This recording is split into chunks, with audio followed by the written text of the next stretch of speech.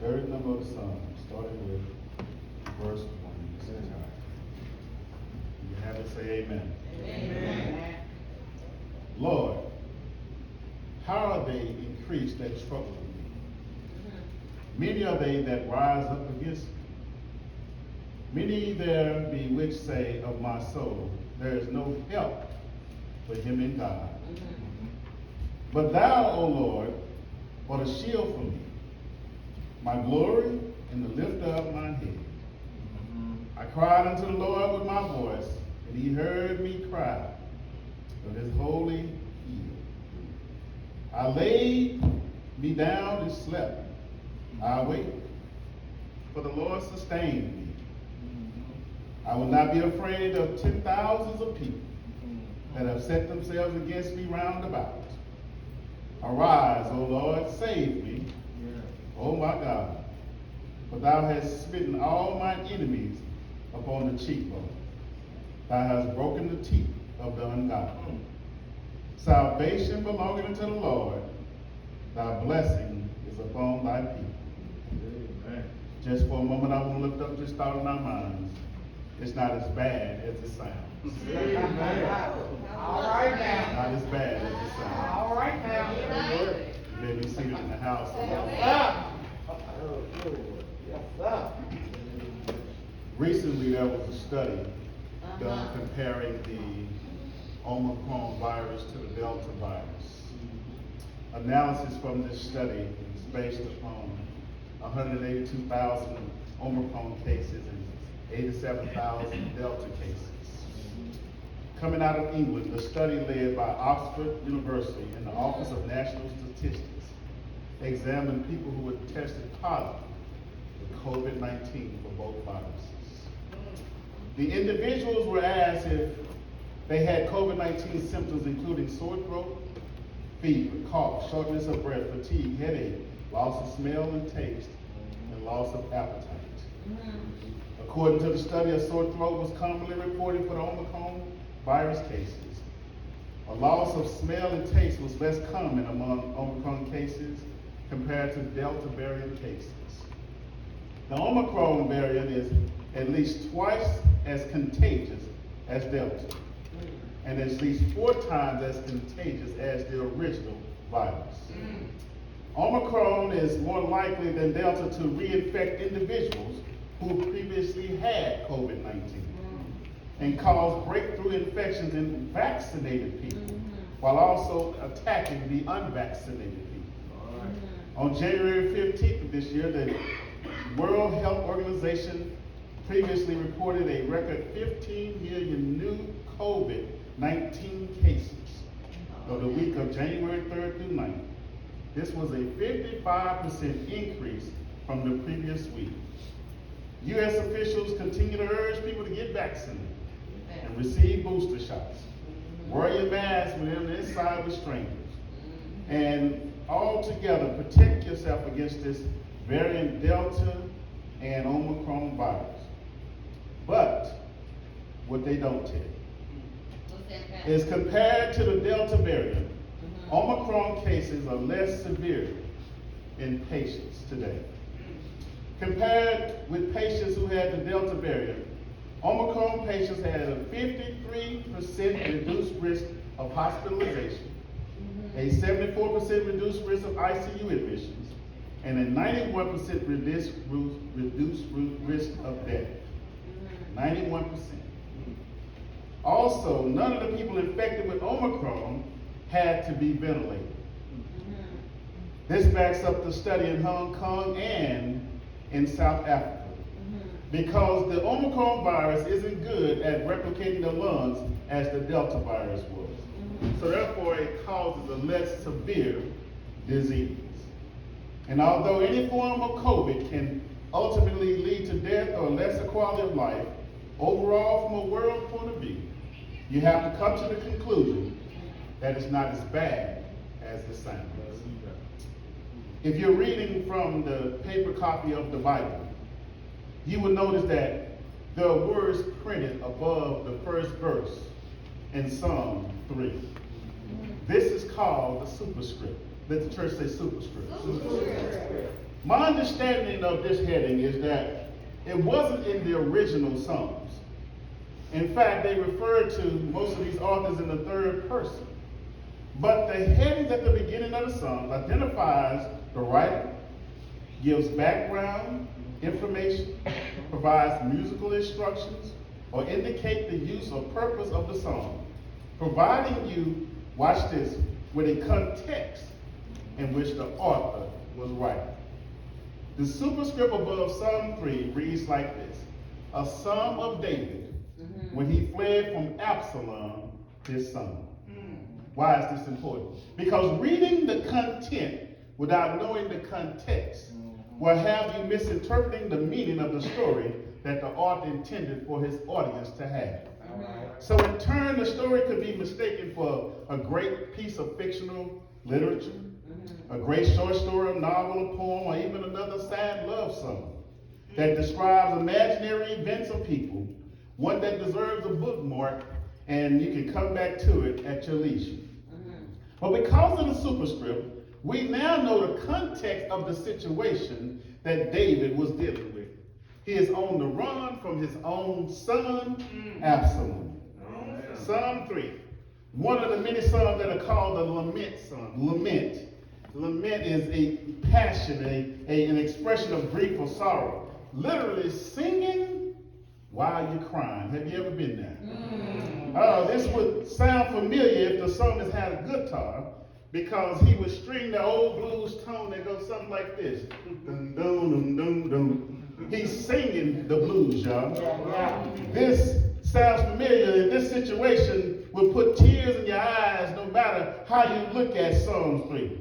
Think about it. No one can fathom that the child that you gave life to is now trying to end your life. David lets us inside of his secret closet where he lays everything on the altar. All of his talents, his reign as a king, his wisdom, his influence, his warrior skills, all of it wrapped up in tears because he's going through.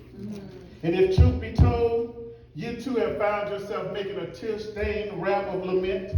You strong man, strong woman, with all your persona and your cars and your money and your good job and your good boo and all of this stuff, all of this wrapped up in tears because you're going through and you laid it on the altar. Now, I love the Psalms because the Psalms acts as a spiritual paramedic. Whenever you get ready to call 911 when you're in trouble, you want them to stop what's causing the issue and start back whatever caused the issue just to get you right back on track. See, sometimes when you're going through, you don't feel like singing those songs.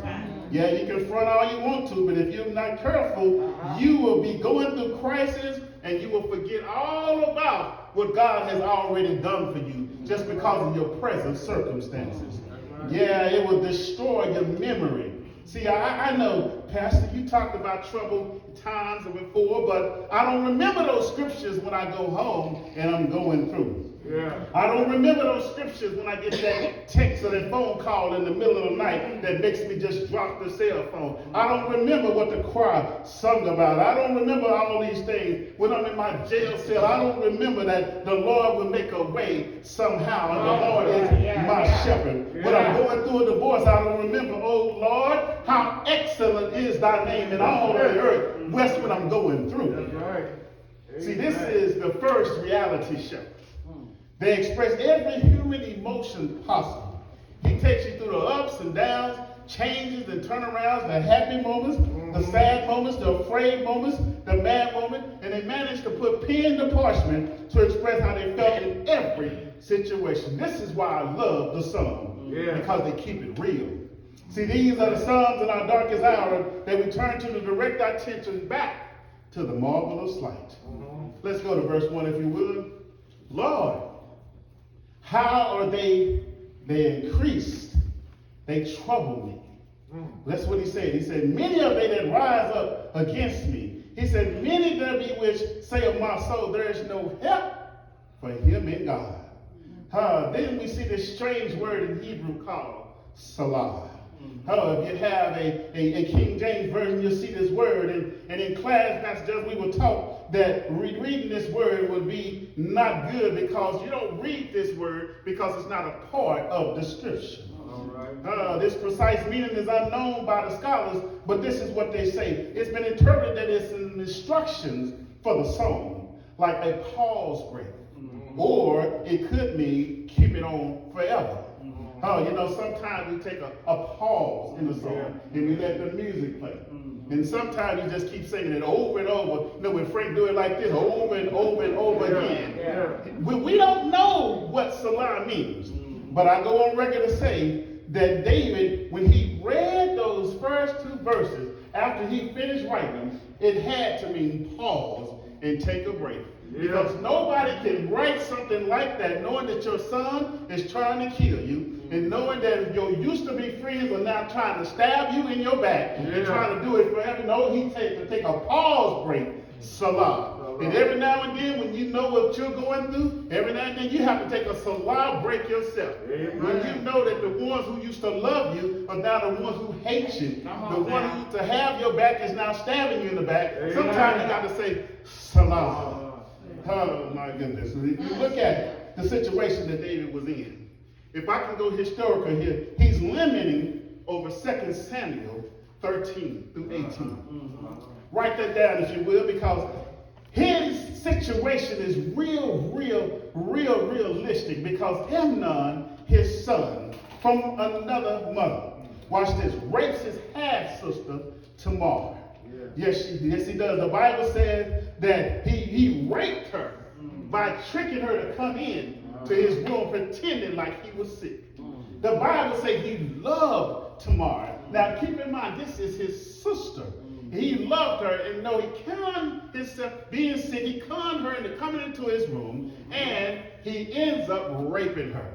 Oh, she begged and begged, don't do this wicked thing, but he does it anyway. And right after he gets through raping her, this boy looks at this girl and says, get up and get out. Y'all don't see it, do you? I told y'all this was drama. Y'all thought I was playing.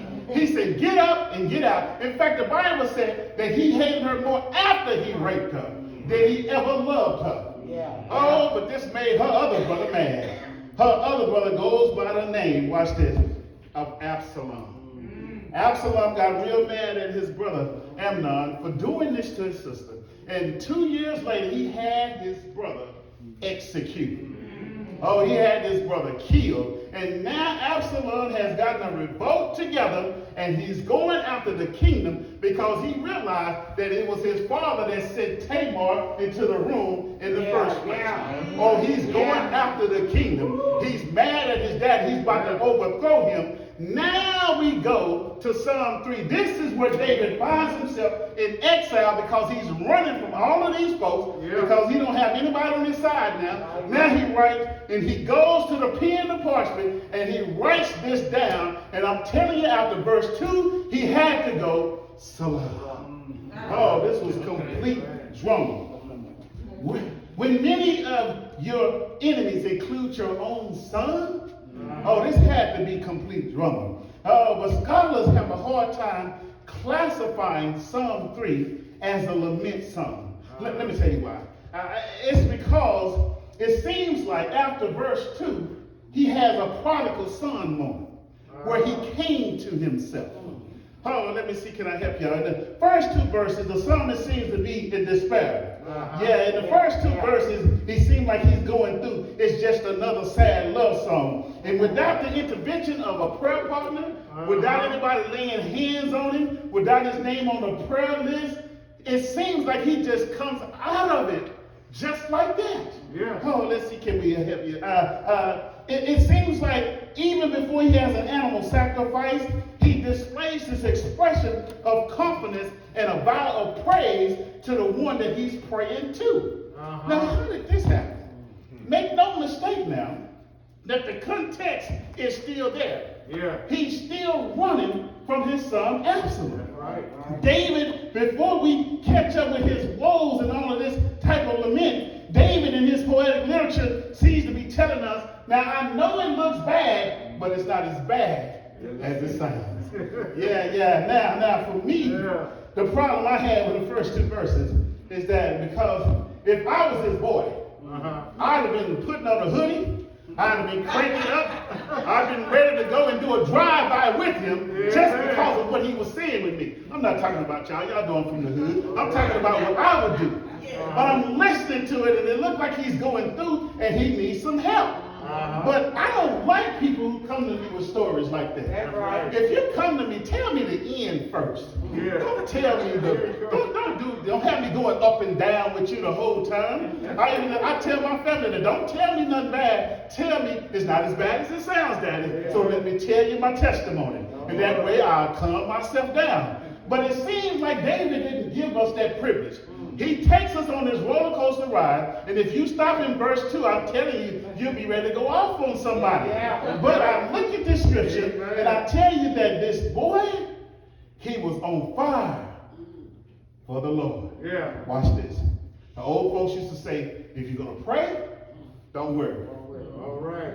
And if you're going to worry, don't pray. Y'all heard it too? Yeah, so David said, now don't worry about it. I know it sounds bad, but it's not as bad as it sounds because I'm not worried about it, even though it looks like it's bad. Watch this. Can I go deeper? Watch this. So what changed, Pastor Jay? This is what changed. First, he gives the position of his enemies. Watch this. He says, they have increased, and many are they. He said, they're building up everywhere you look. He said, I turn around who used to be my friend is now my enemy. Yeah, watch this. So he is not the big bad David that we saw that brought down Goliath. That's right. He's not the big bad David that brought peace to all of Israel. He's not that warrior. He's now understanding that there are some things in life that are bigger than he is. Now see, that's the only way. The crowd would sing a song like this, just a little talk with Jesus. Yeah, because you know that sometimes there's something so bad that you can't handle it yourself. With all of his victories, with all of his crowns and his kingdomship and everything, he found out there's some things in life that you have to take it to God. Now I believe that most of us go crazy because we try to do a lot of things on our own. Yeah, but watch this. Right now we're looking at this and he's simply in exile because he admits that the problem is bigger than me. And then he goes to their purpose. What's their purpose? He said, they're rising up against me and they're troubling me. He said, they're ganging together. See, if it was just one person, I think he could have been dealing with it. But he said, when I walk through the room, all of them are snickling and then they stop talking when I walk through the room. So I think there's a conspiracy going on. Have you ever been there? Yeah, it looks like they've been talking about me. Am I paranoid? David is looking around. He said, now the friends that I used to have, it seems like they're acting funny toward me. Now I'm not talking about y'all. Let's go to David right now. David said, when I eat lunch, those who used to sit with me are now sitting with the folks that used to talk about me. So I know they must be over there talking about me. He said, they're ganging up, and all of a sudden he said, they're troubling me. What is troubling me? Let me see, can I help black people? They're getting on my last nerve. It seems like they're doing things to me on purpose. Have you ever been there? I know it was this much room. Why do you have to bump me on my shoulder? They did it on purpose, and I know that they're doing it. But since I'm a man of God, I cannot act a fool, especially in the church. Y'all better help me preach. Now watch this. He said, I can do a lot of things, but I can't do this one. He said, they're about to overtake me. They're about to take everything that God has given me. And if you look at verse 2, it seems to suggest, watch this, that his enemies have crossed the line. Let me see, can I help y'all with this? In verse 2, they are prophesying against him. So hey, they looking at him and they say these words, many of them which say of my soul, there is no help for him in God.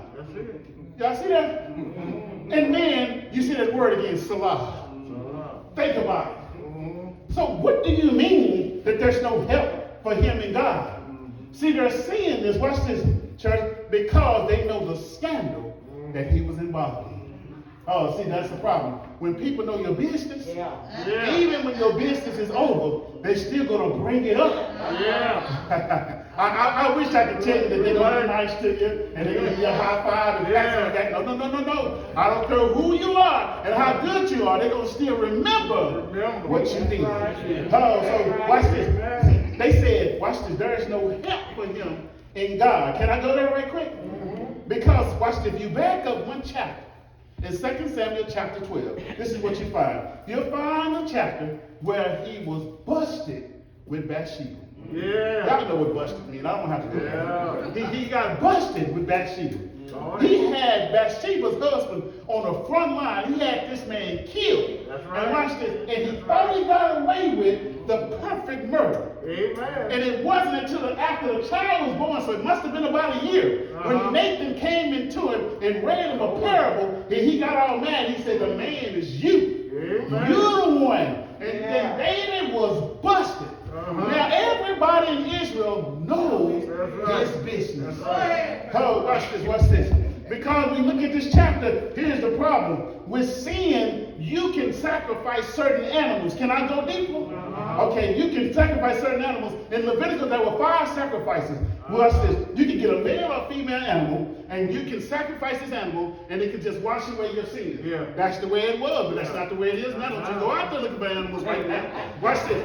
It was a bull for the high priest and the congregation. Watch this. It was a female goat or a lamb for the common person. And then there was a dove or a pigeon for the slightly poor. Now some of us are down there. And then there's a tenth of an ephah of flour for the very poor. But then there was one male goat for the king. That's it. Oh, now watch this. But there was no animal sacrifice for the sin of premeditated murder. That's right. Oh my goodness. So he was stuck between a rock and a hard place. He knew he couldn't come to God with that funny business, talking about here's my goat. No, you had premeditated murder.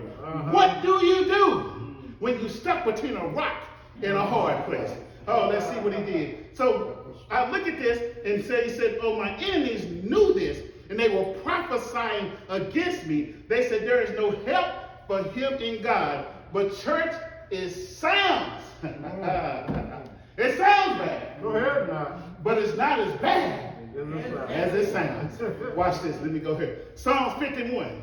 The superscript, remember I told you about the superscript. This is what it reads. To the choir master, a son of David, when Nathan the prophet went to him after he had gone into Bathsheba.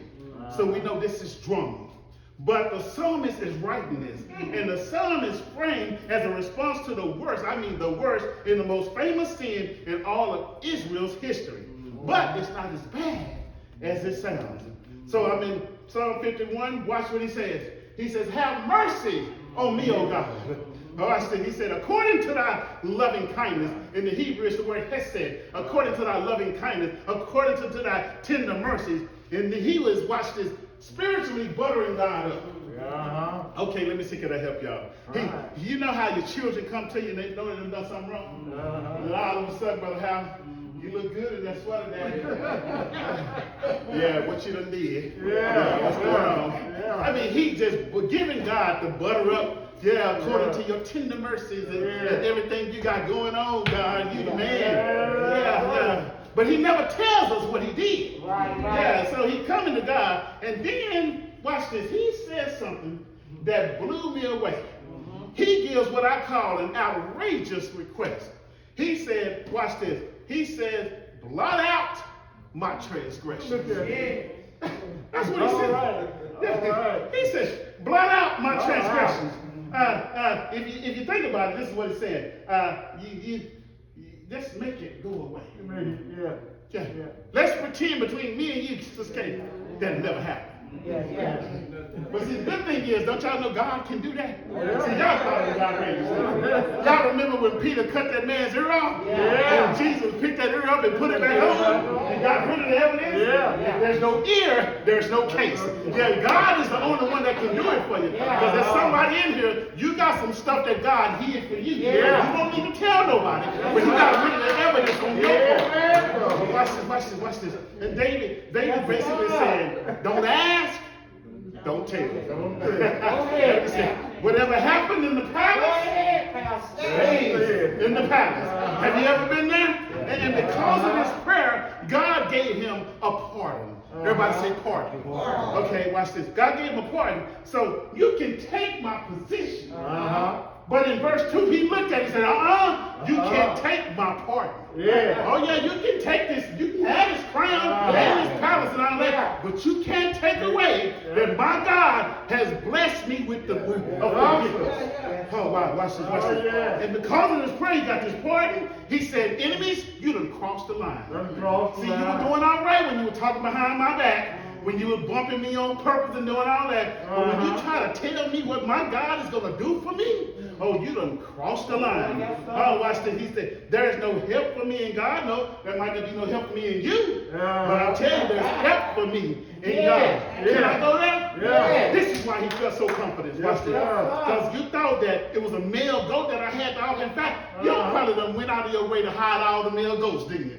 Yeah, I know what you did. But watch this. He said, my enemies crossed the line because when they crossed the line, they didn't understand that God had already forgiven me. Okay, let me see. Now, I believe it was verse 2 that brought his memory back. I believe that in verse 1 and 2, he was crying, he was sobbing, that he felt like it was over until he went, let me read this. He said, they can't do that.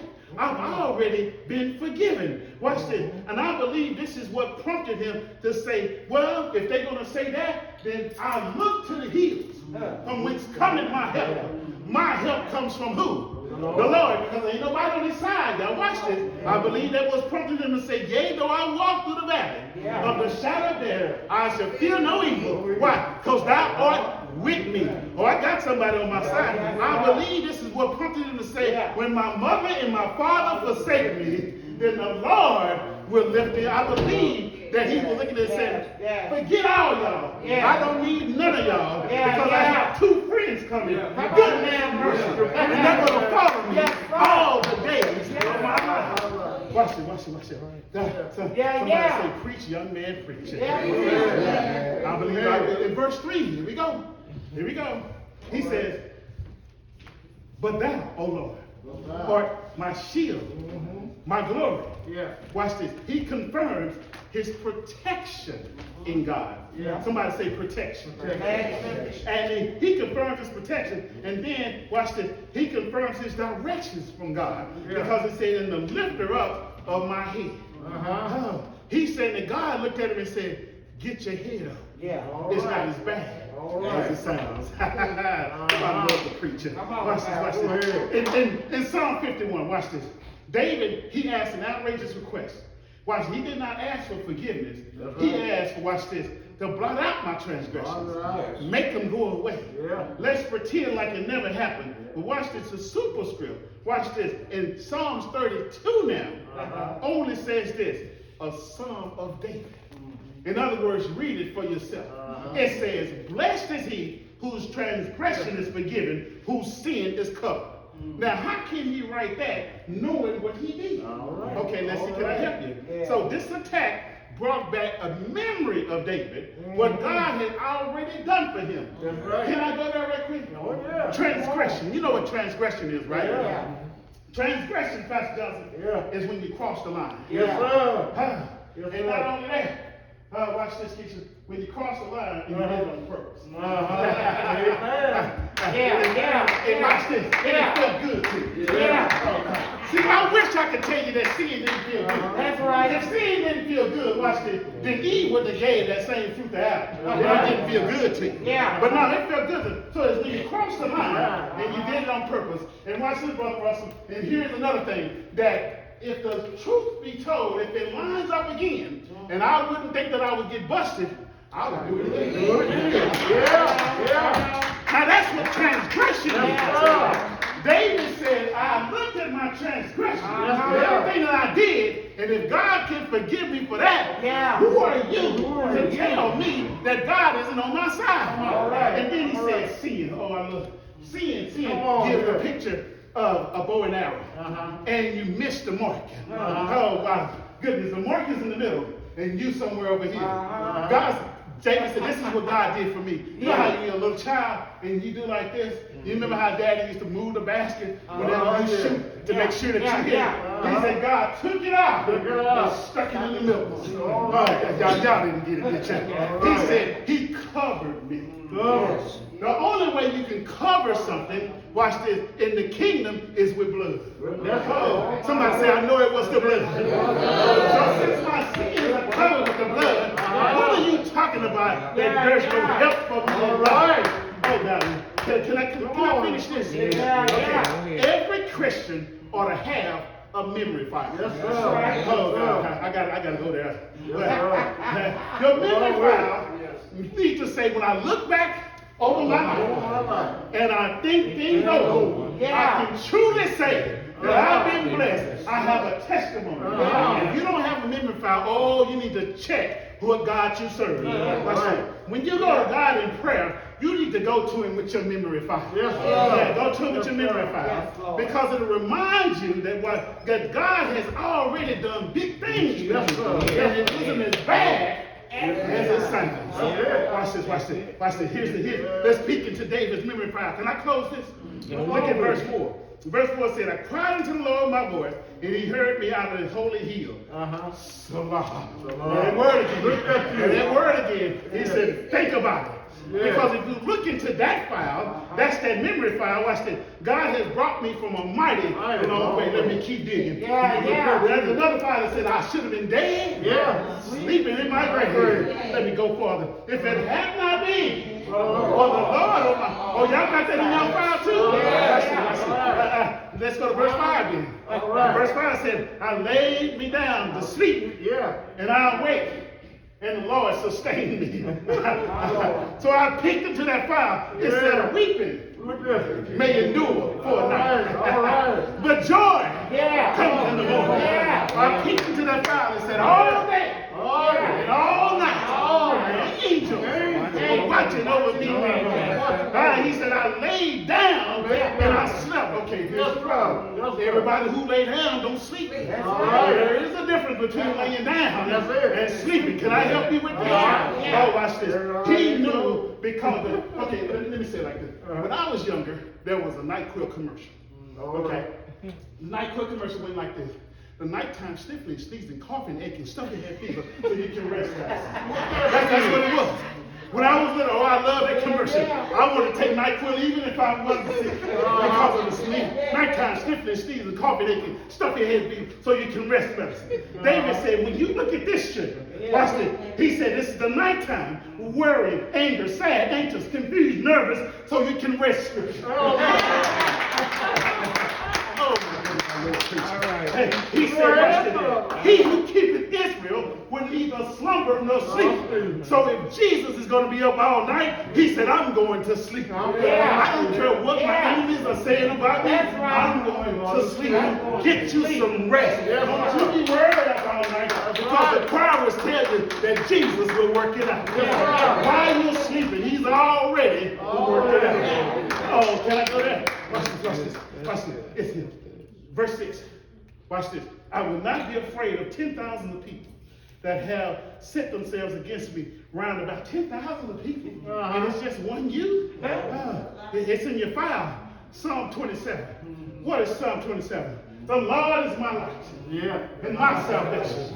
Whom shall I fear? The Lord is the strength of my life. Of whom shall I be afraid? Watch this. Scared for what?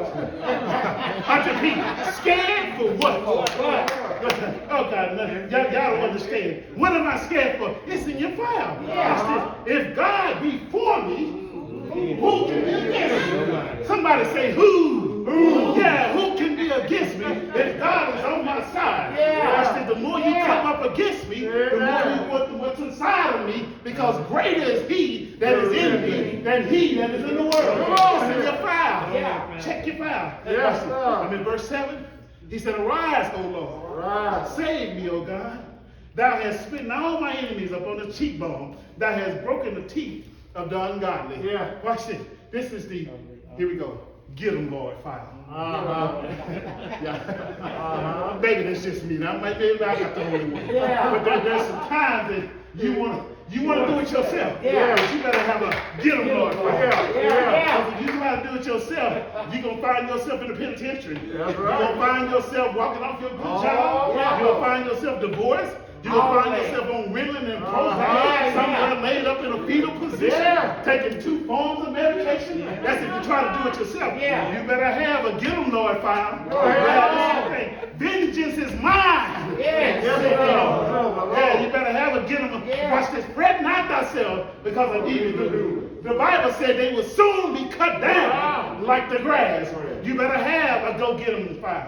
Pastor Johnson, you better have a go get 'em Lord fire. Watch this. Touch not my anointing and do my prophets no harm. Don't you get up there and embarrass yourself trying to do it yourself. You better have a get 'em Lord fire. Somebody say get 'em Lord. Get 'em Lord. Watch this. And then in verse 8, as I close, salvation belonging unto the Lord. Yes, sir. Thy blessing is upon thy people. Yeah. Salah. That's it. It's over. Think about it. He said, you're not in charge of my salvation. How I got to get up out of here? He said, the Lord. And see, Tupac said it like this. He said, only God can judge me now. You keep your mouth off of me. Watch this. There's a salvation file that every Christian needs to have. Watch, in that file, you need to know the day that you came to Christ. You need to know that day. And you need to have a file in there and say that the blood still works. The blood still works. In this file, you'll find John 3:16. Every salvation owner needs to know by memory John 3:16. For God so loved the world that he gave his only begotten Son, that whosoever believeth in him shall not perish, but have everlasting life. Watch this. The reason why you need to know it, because it says whosoever. Because see, when they're talking about you, you don't deserve to go. That's right. You don't deserve to go. I know what you did last night. I know what you did this morning. The Bible says, whosoever shall believe in shall not perish. It's in the file. Romans 8 is in the file. There is no condemnation in Christ Jesus. It's in the file. You need to have the gospel message in your file. What's the gospel message? He was born. He was born. Yeah, he walked the earth. And he died. And he ascended up. Watch this. In the grave. 3 days. 3 days. But he got up. And then he went to heaven. Watch this. One day soon, he's coming back again. It's in your file. You need a salvation file. But then there's one file that every believer needs. That's an OR file. What's an OR file? That's an outrageous request file. Come on now. Oh, in that file, you better keep that file locked up. You better keep that. This is the reason why your chapter 12 didn't disqualify you from your position. You gotta keep that file locked up. But it's not as bad as it seems. Watch this, y'all. This file is covered in blood. So even if your enemies do get to that file, when they open it up, guess what it's gonna say, Sister Johnson? Won't he do it? Everybody in here needs a won't he do it for you. Yeah, you can open it up all day, but it's covered in blood. Somebody say, won't he do it? Even if death and destruction shall come, the Bible says to be absent from the body is to be present with the Lord. It's not as bad as it sounds. One night, they hung him high. They put nails in his hands. They put nails in his feet. He hung his head in the rocks of his shoulder. And the Bible said he died. Didn't he die?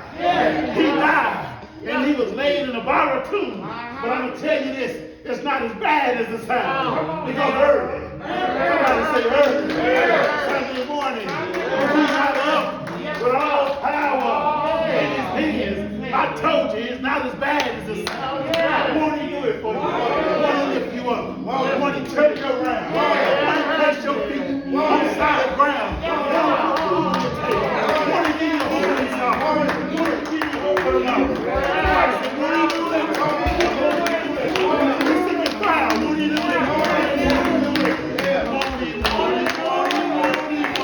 Somebody say yeah.